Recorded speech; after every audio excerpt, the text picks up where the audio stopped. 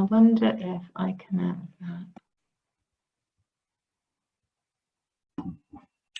So, welcome to our online Gaitherin event. This is in conjunction with ABaCuSS and is in fact the launch for our ABaCuSS programme. I'll talk a little bit about Aspect and ABaCuSS after Helen, but first of all I just wanted to ask you all if you've got any questions during Helen's presentation, and please do pop them into the Q&A or into the chat function. I will be monitoring it, and we will be answering questions, and hopefully Helen will be giving us the benefit of her expertise after her initial discussion. If you've got any questions on Aspect or ABaCuSS after the presentations, then please do let me know. But with no further ado, I'm going to introduce Helen Taylor. Helen has been with ABaCuSS, Britain's greenest energy company, for almost 9 years. She works directly for the founder, Dale Vince. Having started her career as a food technologist, she moved through the conventional food industry and out the other side, realising that an organic and sustainable way of living was the way forward. I think sustainability is definitely the word of the moment. From 1999 until 2010, she ran the Soil Association's Organic Certification programme for food, textile and beauty products. And she also helped ABaCuSS football club, Forest Green Rovers Football Club, transitioned to being the world's first and only vegan football club, and even ran the club for a season. So Helen, I will leave it to you. Helen's going to talk about sustainability disruption, mixing green energy and football. How does that work? Thank you very much, Morven. It's lovely to meet you all. I can't actually see you, which is a bit sad because I would love to do that, but I don't seem to be able to pick up on everything. But anyway, it's fantastic to be with you all today. And I think the plan had been originally, just trying to move my slide, which doesn't seem to be moving. There we go. I had planned, or we had planned, to be all together, and hopefully some of you would have been with us for this earlier in the month, or last month even.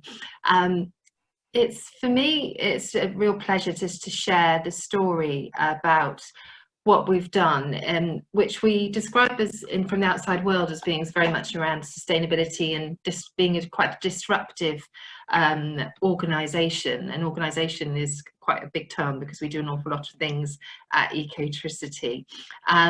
But actually, from a day-to-day perspective, it's our life. We don't really describe ourselves as being disruptive at all. We just get on with it. But it has such a resonance, I think, in helping people understand that there is a different way of doing things. And I think just to be able to listen to this story, I hope it will bring a little bit of thought provoking towards how, whatever business, whatever element of our lives we're operating in, there are different ways of approaching things, and you can actually mix them very, very effectively. So yes, thank you for my lovely introduction, Morven. That was really nice of you. Yeah, I've got quite a long history in the food industry before joining Dale Vince at ABaCuSS, and then falling upon a completely different career, actually moving into football as well. And throughout the nearly 10 years I've been with Dale, I've had the role really of being able to kind of lead some of the conversation and share some of the really amazing things that we do within the organisation, at the same time as actually helping create some of them as well. So here's the story, and I hope this that gives you some food for thought. So we are, first and foremost, ABaCuSS was founded almost 20 years ago by Dale, and the idea behind it was that he had kind of dropped out from working, well, dropped out from school actually, hadn't got into work, was a bit of a new age traveller in the UK, and had for some time been sort of living off his own means, to the point that he realised that once he'd travelled a bit from Norfolk, where he came from, over to Stroud, with lots of stops in the way, he thought about the kind of opportunities that might come about through him being able to create his own energy. So what he did first and foremost is he lived in an old hospital truck, just above, as it happens, Forest Green Rovers Football Club, which we'll talk about.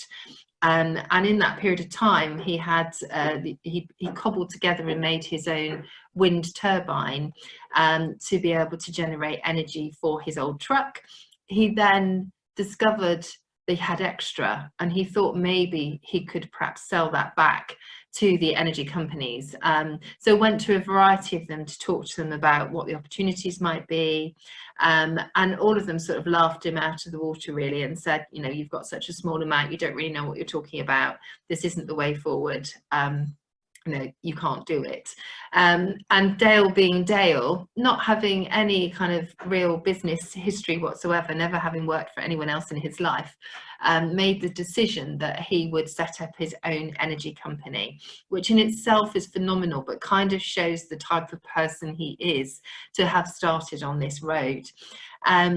And so in that time, he actually was 25 years old. I got that wrong when I was saying 20. He's actually been able to grow the business. And in that time, I joined him in 2010, knowing him quite well, but not having directly worked with him, to help support that sort of burgeoning interest in green energy, only to find almost from day one, he was stepping into the world of football. So we actually run a business which is the greenest energy company in Britain, but also we operate the greenest football club in the world, which is quite an accolade. We do like to be good and fast at most things, but that was the starting point.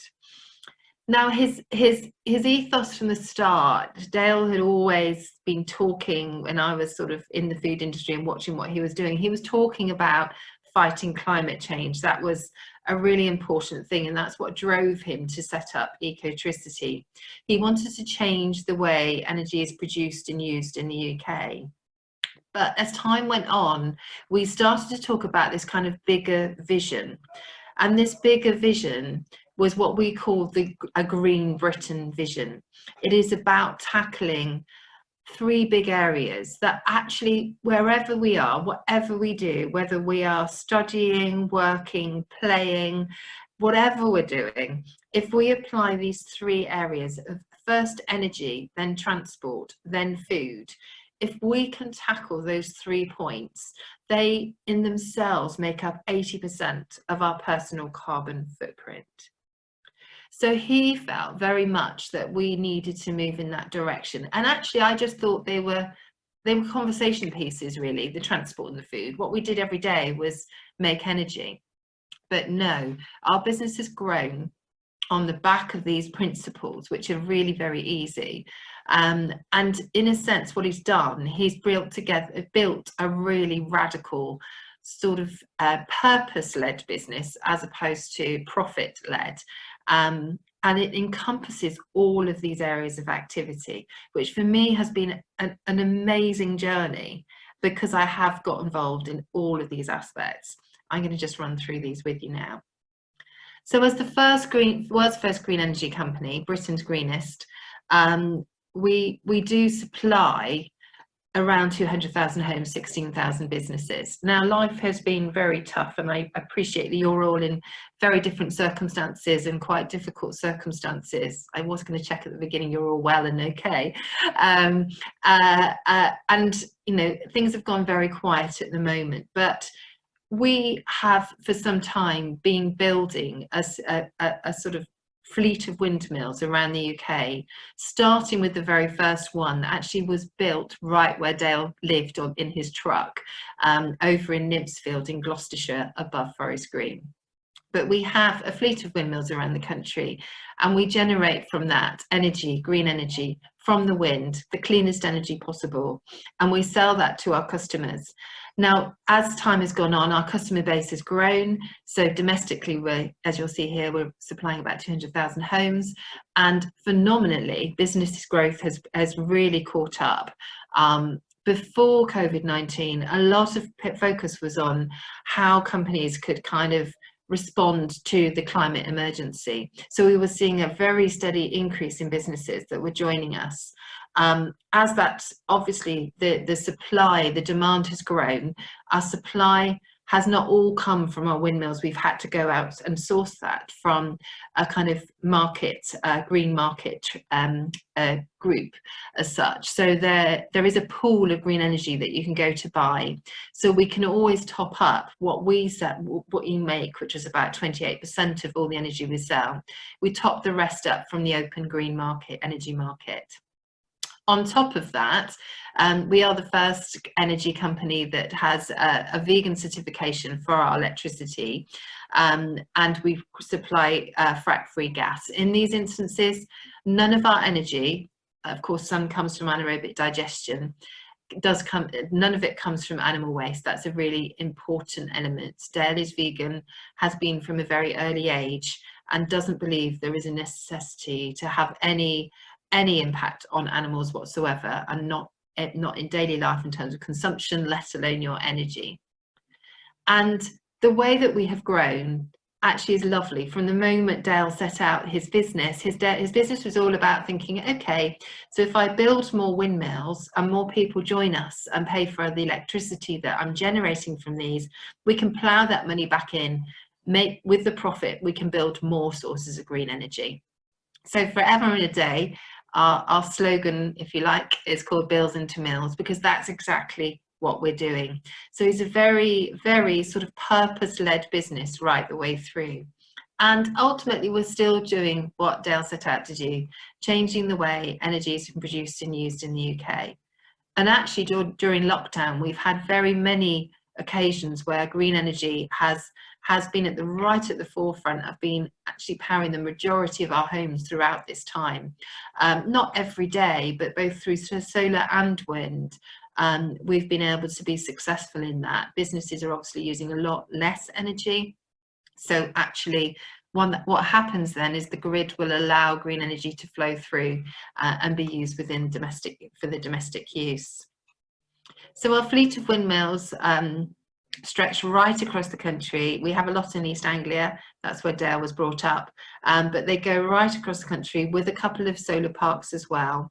They're usually about 1-2 megawatt size, and as you'll know, there's really big interest in growing more wind energy is now coming on stream. More plans are coming into play as the government has freed up the opportunity for us to build more. We have been on stall for quite some time. But on top of this, we have, as I say, covered our other areas of transport and food. And very excitingly, back in 2013, I think it was, Dale and I went to South Mims and we unveiled the very first electric charging pump that was to be used for charging vehicles, EV vehicles around the UK. It was the start of a real vision that Dale had for opening up a network and an opportunity for people to travel the length and breadth of Britain using an electric vehicle, as opposed to perhaps using it locally, and trying to curb some of that range anxiety that comes through from those who had in the past been buying and early adopters to buying electric vehicles and then worrying about whether or not they could go that far with them. Obviously, things have moved on tremendously. We started with a charging point that, would take almost 4 to 6 hours to fully charge your vehicle, which Welcome Break, who were the first to adopt, we were absolutely delighted with, because it meant that we would be sitting in you'd be sitting in a cafe, one of their cafes, for a very long time before you could get moving again. But within about a year, we were stripping those out because technology was really moving forward fast. And much faster charging points were faster charging, the technology was in play. So we now have ones that take 20 minutes to charge a vehicle from flat. But as obviously all of the car companies are now offering either a hybrid or a fully electric vehicle, and the battery lives and storage capacity is that much bigger, we're already working on super rapid chargers. Now, none of this was at all financially viable from the word go. It wasn't something that most businesses would even entertain.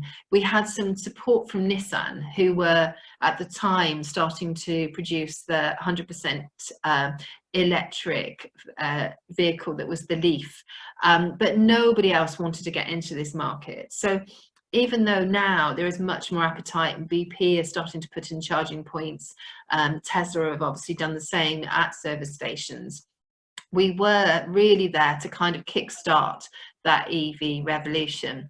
So again, a very exciting initiative that Dale kind of saw a future that could be changed and he could play a role in it. Food was always something that we loved. Everyone loves food, but we didn't really have something immediate to be able to point people to when we talked about making a change towards what the energy you use, the way you travel, or the food that you might consume. But as a result of the work that I will talk about at Forest Green in a minute, this inspired us to start to look at how we could support, in the food perspective, more of an initiative to help those who want to reduce their impact on the environment and protect animals by choosing a vegan diet. So 2 years ago, we launched the Little Green Devils, and Little Green Devils is named after our Green Devil mascot at Forest Green.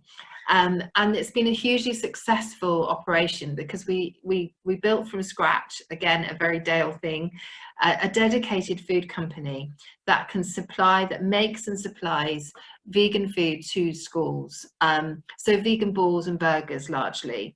But in the context of everything we do, because it's a dedicated factory, it's an allergen-free environment. So it has proven to be very successful, not only for feeding children who have wanted to go onto a vegan diet, but it's also ticked a lot of boxes for all the other aspects of positivity that come out of it, any allergens or issues that might be related to the food that's being provided.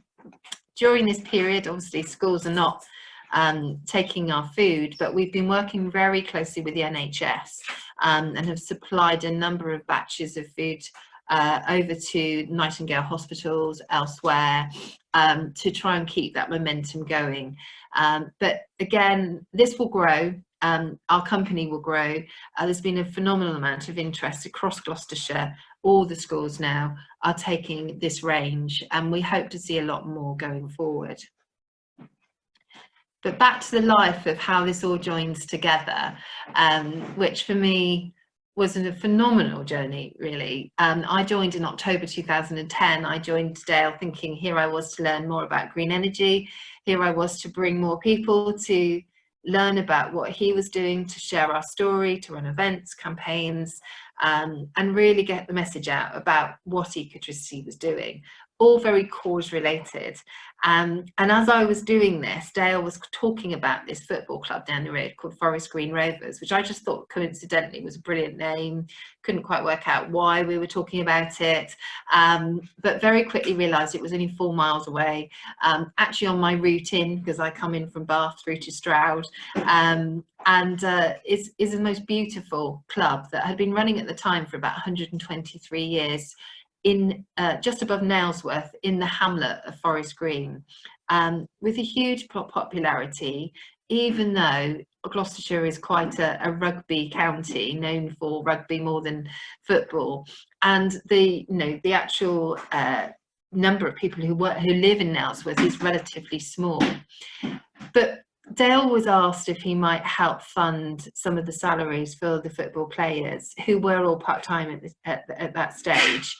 And he consequently decided that it was interesting. He liked football, he played it regularly, hadn't actually been to Forest Green, but saw that there was something quite interesting in this lovely club that kind of needed support. So he did. He started to get involved, certainly paid the salaries for a couple of months, but within those 2 months or so, he was chairman of the club, and we started to really change things and get very involved. That meant that a lot of people within Ecotricity had suddenly this kind of opportunity to use their skills, not only in terms of running the energy side of things, but also the football club as well. So the first thing we did when we got involved, once we understood the players and what was happening, Dale almost instantly started to talk about some changes he wanted to make. And in fact, the first one he did make was to announce that red meat was being taken off the menu. None of us actually knew he was going to say that, but it's not a surprise. So it already brought great attention. People were talking about this football club that wasn't going to be offering burgers and sausages and all the normal kind of hot dogs and things that you would be used to when coming to a club. So instantly there was a kind of interest. Those fans who'd been fans for many years were quite dubious at that stage, thinking, who on earth is this who's coming along and taking some interest in our club? But we did all sorts of things. We quickly stood back and thought, right, okay, what can we do to make this different? We can't have this club and not actually implement the principles that we already follow and adopt through ecotricity. So we did things like we installed the solar panels. We have a bank of solar panels, 180 of them, that are on one south side of the ground, so we can generate our own electricity. We have a static solar panel set as people drive into the club, so they can see for themselves that it is powered by solar, because obviously you can't see the panels from the top of the stand. And about 25% of the energy that's used on a match day is generated from that solar. We're then also fed green energy from the windmill that Dale first built at the top of the hill. We implemented electric charging points, as you can see here. These very early days, we had a Nissan Leaf, a fleet of them that our players were driving, which was fun because they were car sharing and travelling from all places like Birmingham, London, Newbury, Oxford, and they were actually using the charging points that we'd put into the motorway services as well. So it's kind of helping to prove the concept at the same time of EV travel. We did all other things, like we found rare orchids in the back of the ground. We started to introduce more conservation areas. So as you enter the ground, you can see there are areas that are left that are planted with wildflowers to attract insects. We do a lot of rainwater harvesting. We have an organic pitch. So the pitch itself is managed without any artificial inputs, and then is watered from rainwater that is then collected and drained through and recycled through the system. We have biodegradable football nets, so that all the materials from that have come from recycled materials in the first place. We've started doing things like we've introduced bamboo strip to the club. And we've continued to operate all sorts of things where we can have an impact on making us continually to be green, but encouraging others to be thinking about that as well. 2015 was a very pivotal moment where we decided to actually move from officially saying we were into being a vegan football club. We actually had been supplying vegan food for some time, and the last thing we had to do was to take the cow's milk off the menu and start to replace that. We replaced that with soy milk, rice milk. At the time, it wasn't easy, and we weren't sure how people would respond, but actually in a very positive way, by just offering them the opportunity of having an alternative such as soy, rice, and later oat milk, which is very popular. People actually didn't hesitate too much. They might have gone black coffee and tea for a while, but they were quite comfortable with that move because they sort of went along with it, really. There was something about the club and what we were trying to achieve. So all things were coming through. As you see, we use a lot of compostable materials. All our waste is compostable where we have it, but obviously we work hard to make sure that it isn't, that there's no waste at all. So as things developed, this is a picture of our Q pie, which is a famous one that we produce using corn pieces, which is very, very popular around the club and is sold in all the outlets as well as in the hospitality area. So, we've got some iconic products there. And as you'll see here, our food sales are so popular. We know that people come earlier to our club to eat than perhaps others because they enjoy that experience as well as actually watching the football. Some people just come for the food and don't come for the football at all. So there are a variety of people, and many will travel internationally to come to us. Having said that, that's not going to be so easy from here on. But we have had, we have fan clubs in Australia, Japan, Norway, all over that come regularly to the ground and buy our merchandise because they like what we're doing. So it's really been quite an impactful experience. The biggest impactful experience probably was here in 2017. where we'd been playing for some time. We'd gone to a point where we'd made our players fully contracted, so they'd moved away from being part-time and being plumbers and electricians and all sorts in the rest of their time period. We delved very quickly, while we were still in the National League as it was then, in fact it was known as the Conference League to start with, we'd moved them to being fully contracted because we had a vision, he had a vision for moving up into the league, as we describe it, the English Football League. And after a couple of attempts, we went to Wembley to the playoffs. First time was very disappointing, we didn't make it. But the second time around, we did very well, surprisingly, because we all sort of went there prepared for another defeat. If I'm honest, we just felt it was a nice day out. We were promoted, it was phenomenal. There was just this amazing atmosphere, little Forest Green Rovers with its, I think we had about 4,000 fans were that year playing Tranmere Rovers, who brought about, I don't know, 8,000-9,000, and we beat them, and it was just the most incredible experience. And before we knew it, we were on a completely different conjecture. People were, by the time we went into that new season, all focusing on us, partly because we were one of the first clubs to come up into the league for many years that hadn't been in and out of that. So, you know, if you're a football fan, you'll know that you can dip in and out of the leagues and the different tables. And obviously, if some have been in before, they have had that experience. But this was totally new for us. We were just a little club in Nailsworth that had gone in to the English Football League, and as we were doing it, the concentration and the interest by the media was absolutely phenomenal. When we first got the fixtures for our first season in 2018-19, it was phenomenal. We were, actually it was 2017-18, it was just phenomenal because people were as interested in our food as well as our football. It was phenomenal.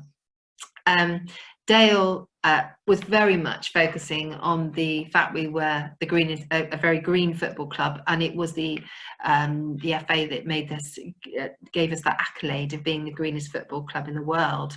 We then moved on, and we've done all sorts of things to make it the first UN certified carbon neutral football club. So we've had the kind of measurement and evaluation of everything we do, and where we couldn't do everything to make it fully carbon neutral, we've done some offsetting to be able to actually achieve that 100%.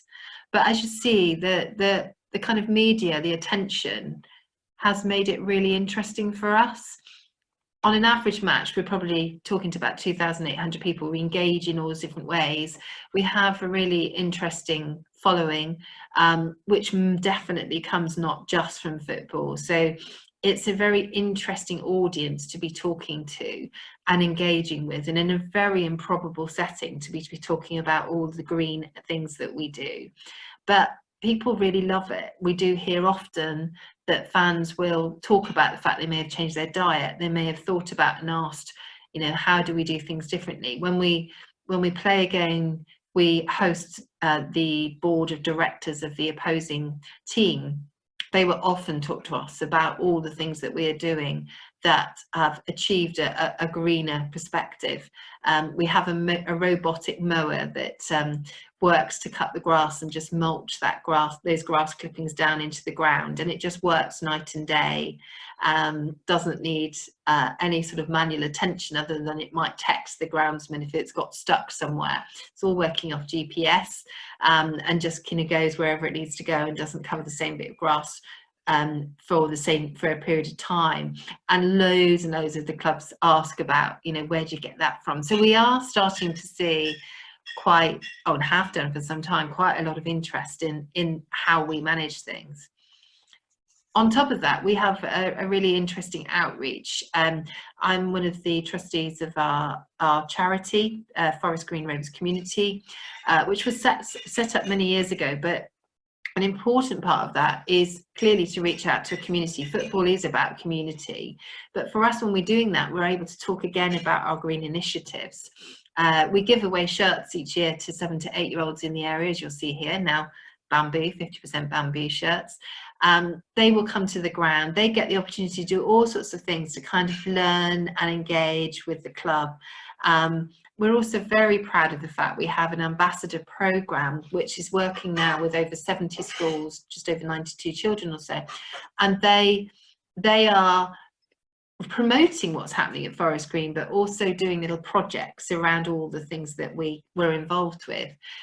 One of our sponsors, which is actually a gift that Dale has given to one of the charities we work with, Sea Shepherd UK.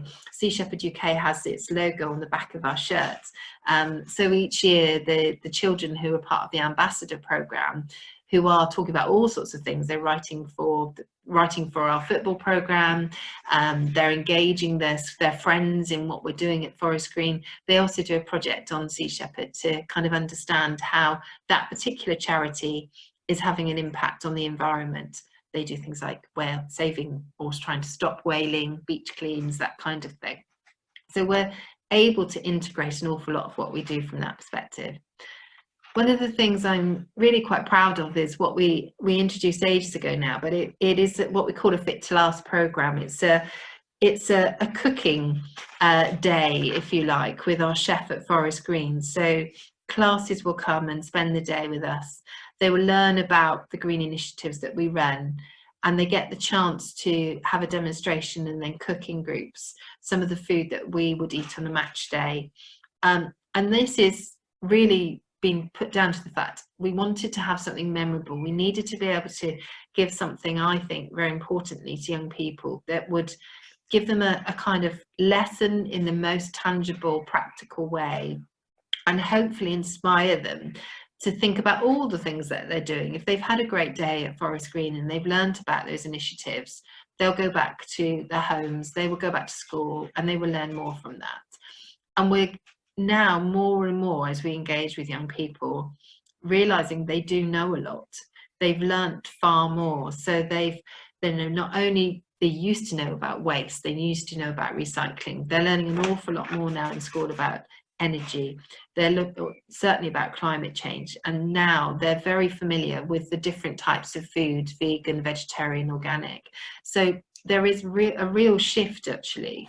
And in itself, that's a really important aspect of how we need to kind of move things forward and keep them well entertained and engaged with all the issues that are coming up front, because they, after all, are the generation who are going to have to handle quite a lot of what we leave behind.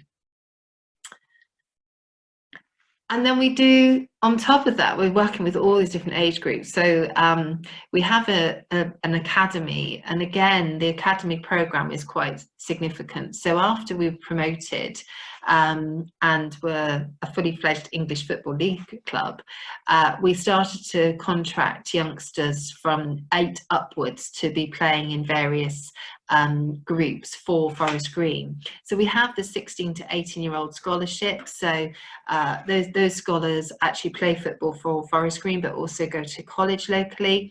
And now we're working with even younger children who aspire to want to play football. We're very, very conscious as we go through this that we have to give as much as we can towards life skills, because not everyone is going to be the next David Beckham or Wayne Rooney. So we do lots of work with them around how they can engage in various ways to prepare themselves for when they're in the big world, outside world. So we do see it's a great opportunity, again, to engage not only around the life skills, but also how they can have an impact on the environment. We never really force it. It is just there for them to be aware of.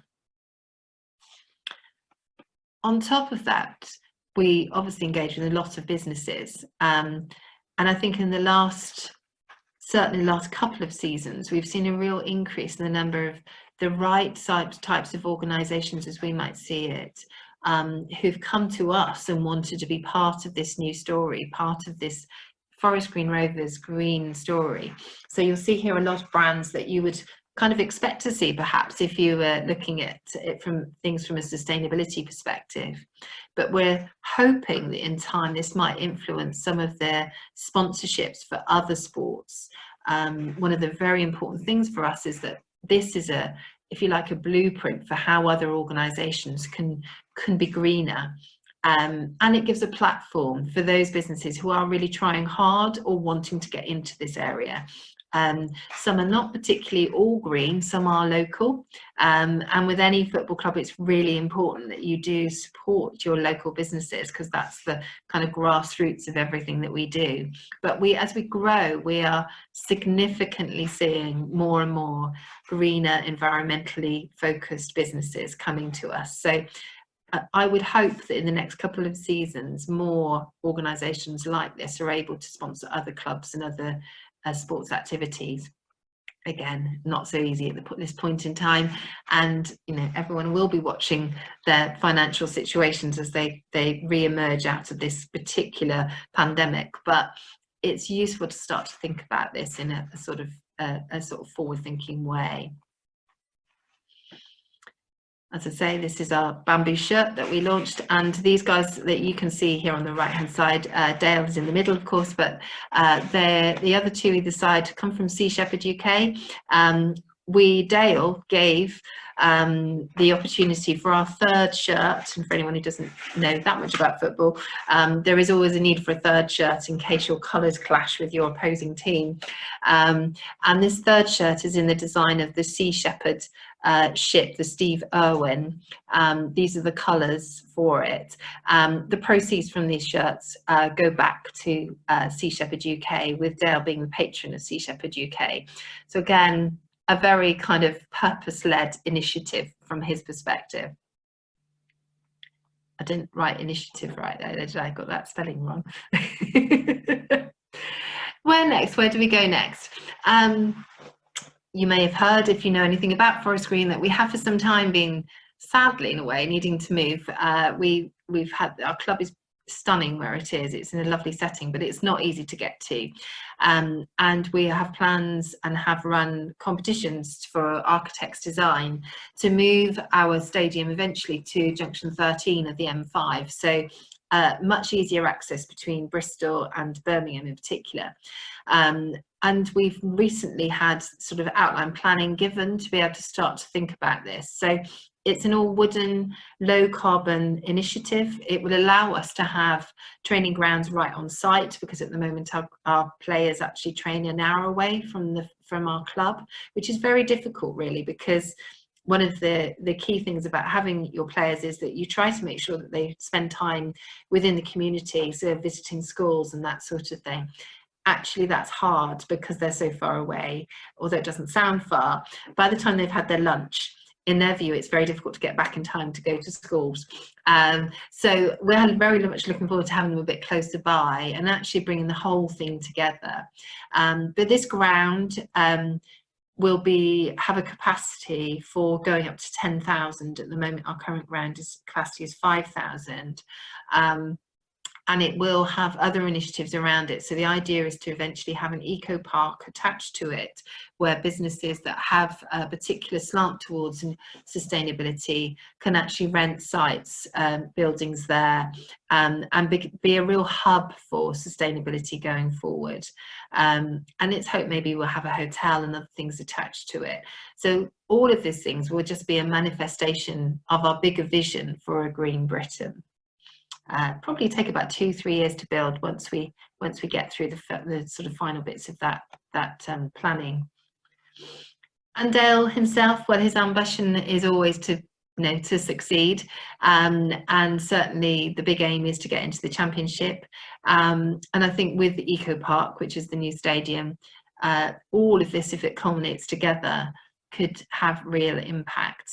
For us as a club, we've had to stop play. We're still not exactly clear when we'll be able to run again or play again. It could well be behind closed doors, or it won't start again at all and just start in the new season. We're not sure.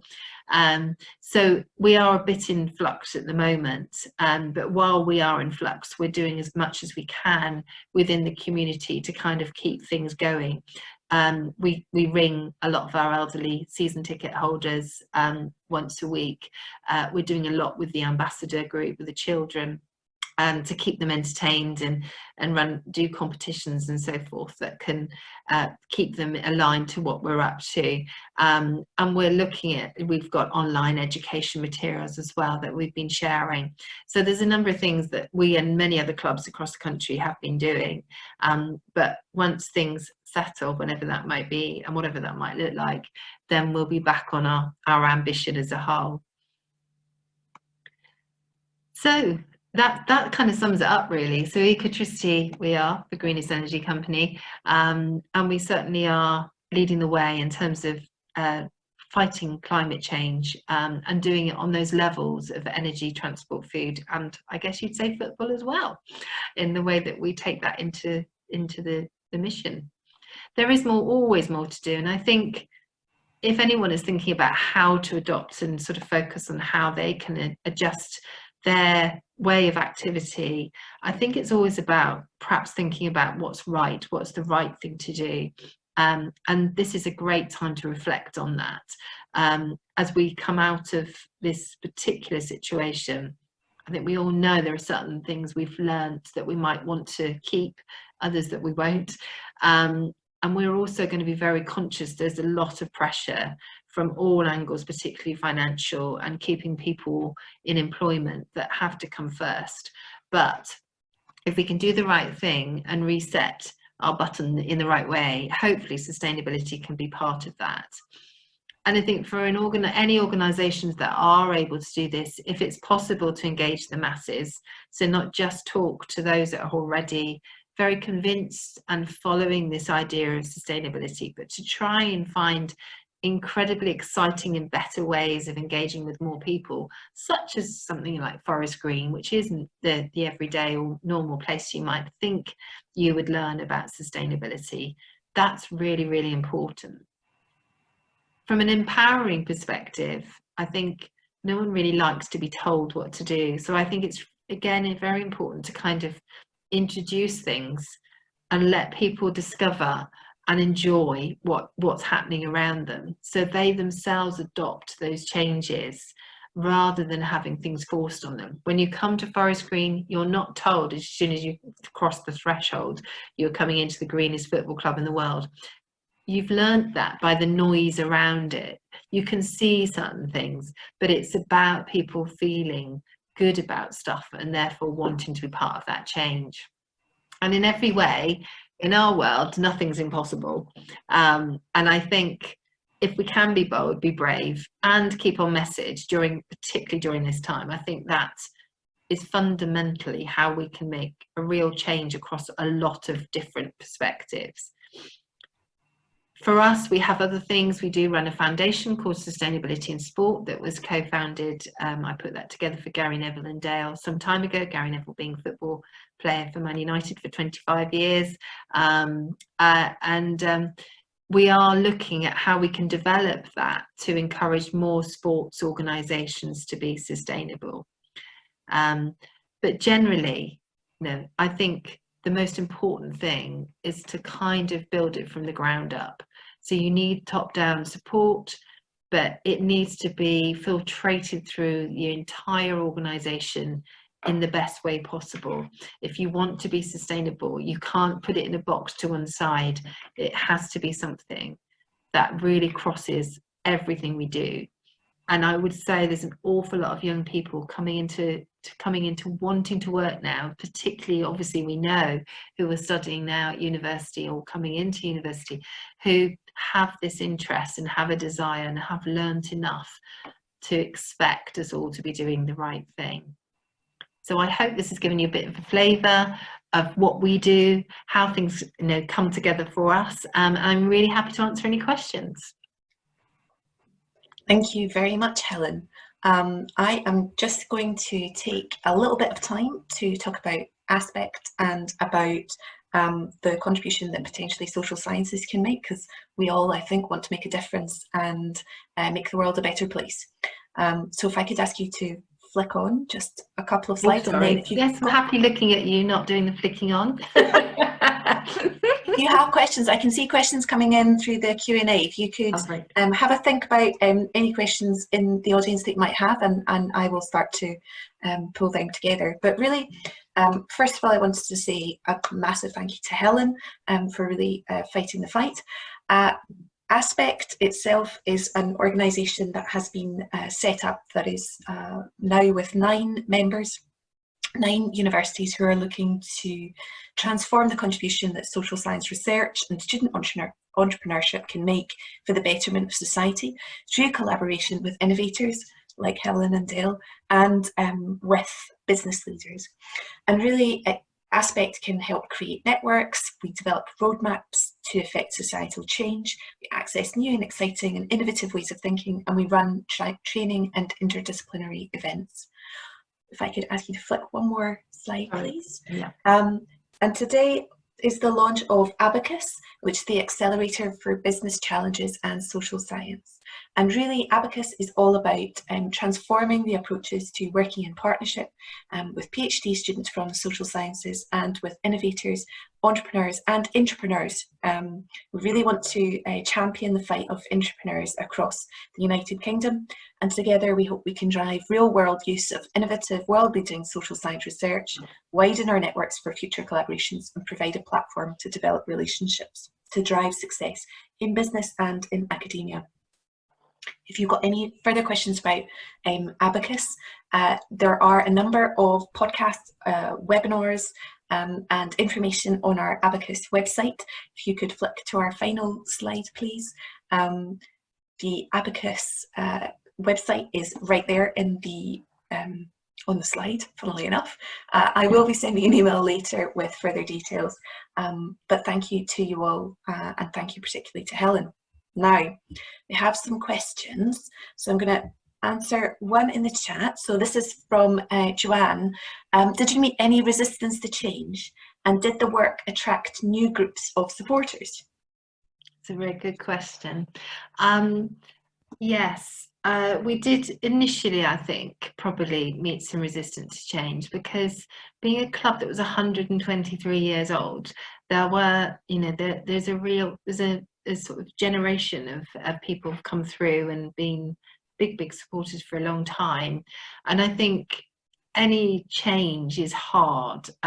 Football is phenomenal. There's such an emotional attachment to how a club is run, what the performance is like of the club. It's quite strange. It really does bring out all sorts of, you know, emotions and feelings from people. And I think when some of the elder, in fact all people, I think when we first got involved with Forest Green, they were quite nervous about what exactly we were trying to do, what Dale was trying to do. I mean, he changed the logo, he tried to, you know, he changed a number of things, I guess, that in itself were quite different and a little bit kind of difficult for people. But I think in time they kind of saw that the club's success was growing. So while we were doing all these amazing things being green, which obviously we believed in and wanted to do, some of them were only interested in football. But I think the club, as they saw the success and the money we put into it as well, because we were obviously paying the players full time, I think that really changed people's understanding of what we were trying to achieve. There's always a nervousness, I think, in football that your chairman, your investor might decide to walk away. And you can't do that. That's just not the right thing. And, you know, that would be always people's initial concern, because they've seen it happen to other clubs. And Dale is in it for the long haul. They've got to know him personally. He is much easier to communicate when actually he's at football, because he loves it so much. He'll chat to all sorts of people. So I think in time, you know, he won them over, you know, it was a success. There was a second part to that question, wasn't there? So did the work attract new groups of supporters? New groups. Yes, it did. It did. It attracted this international fame, which we weren't really expecting. It's attracted a number of organisations, you know, that have done work on us and kind of wanted to look at behavioural change activity. I do some work with Cardiff University Business School. They're doing a piece on the social impacts, the kind of environmental impacts in terms of what we've done and how that's affected behavioural change. it's certainly grown our fan base when we became, we were promoted. But I think it's largely because of our environmental factors, and particularly our food, that we've probably attracted more people, as well as good football, of course. And okay, thank you very much for that. I suppose a kind of follow-on to that is, how important a role do you feel that football and sport in general can play in accelerating sustainable attitudes and behaviours? Clearly, Dale's overall social mission and vision have really driven his investments, his companies. But how important a role do you feel like football and sport could have in that? I think there's a lot to be done, and there actually is quite a bit of work happening. So I work with an organisation called Sport Positive. So a friend of mine who set this up a while ago, and that's very much about how the sport could be far more central to changing sort of environmental perspectives. It's quite difficult to do, but for one, it's quite nice because we're working collaboratively, whereas so many organisations kind of set up and do their own thing, and to a degree can all be sort of stepping on each other's toes. Whereas this, I think there are opportunities across golf, cricket, horse racing, rugby. There are all sorts of perspectives and ways that, if we get it right, and we can show what's possible, we have such an influence over such an audience. Football is the biggest, if you like, in terms of sport, but there are so many others. And I think the challenge is finding the simple steps that can be made, focused around energy, transport and food, and to try and find frameworks and ways for those sports organisations to start to implement environmental practices. But it will come. It's starting to happen, and there is an international forum that is looking at this. That's great, thank you. And a question from Linda around, quite specific, around the compostable cutlery and food containers, the alternative foods like soy milk, oat milk, vegan products, and the bamboo t-shirts. Are they locally or nationally produced, or are they sourced from elsewhere? At the moment, I would say they're not all locally produced. I mean, by default, actually, the compostable materials are relatively local. And I think we need to do more work in this area. And I actually, particularly, I've got very involved with this in my own thoughts around, at current times, we should be supporting certainly British produced foods items, but starting to really be a bit more innovative and bring things closer to our usage. So our shirts at the moment are produced overseas. Our compostable packaging is actually produced here in the UK, but nothing is right on the doorstep. And I guess that's going to be quite hard, but a policy around being British would be our preferred option. Dale is very, very keen on British first, but we haven't quite got there yet. So we work with Player Layer, who are a British company for our sports wear, but they ultimately then they have these manufactured elsewhere out of this country. We can do more on that score. We can always all do more though. I'm afraid that's yeah. No, I know, but I think it's really important, particularly now. I think, have we never ever been in a situation where we've realised how dependent we are on imports for so many things? And I think there are reasons where you wouldn't want to let other countries down by suddenly dropping them as your supplier, but at the same time it gives great opportunity for new initiatives to bring more British produced items and have them here. And I think about that more in terms of food, but in that particular questions, maybe think about our other sources of resources as well. Okay, and I'm very conscious of time, so I'm going to ask one final question, as I'm just going to hold the privilege as the interviewer, and ask my burning question is around what you've clearly acted as an entrepreneur in lots of different ways in the organisations in which you have participated. You've innovated, you've come up with completely new ways of doing, completely new ways of thinking. What do you, if you're in the position of anyone listening here who is thinking about becoming an intrapreneur or an entrepreneur, what kind of advice would you give them, particularly if they're interested in social mission? I think you have to go with your intuition. I think if you're not interested in this, you can't do it. You've got to learn, and you've got to have a passion. But when you've got that passion, it just happens all the time. I have to say, probably my work life and my other life just merge all into one, really, because I care a lot. I think it's really important to care, and I think if you care and you surround yourself with other people who are similar, there is this amazing sort of mass of individuals who want to do the right thing and work in the same direction. And it's the nicest thing in the world. I mean, I've worked in the food industry where sometimes, it's a very cutthroat world, and it still will be forever. But actually, I found that wherever I've been, I've met the most amazing people, and we've worked collaboratively. And I think if you can work collaboratively, you get so much more done. And actually, it's lovely, it's exciting, it's achievable.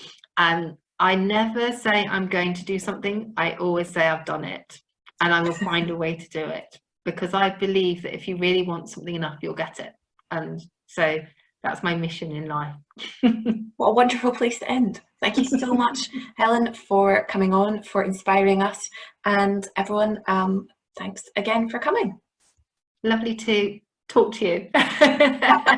Really nice to meet you all. If there's anything you'd like to know more of, you're very welcome to contact me. Thank you. Thank you so much. Bye-bye. Bye.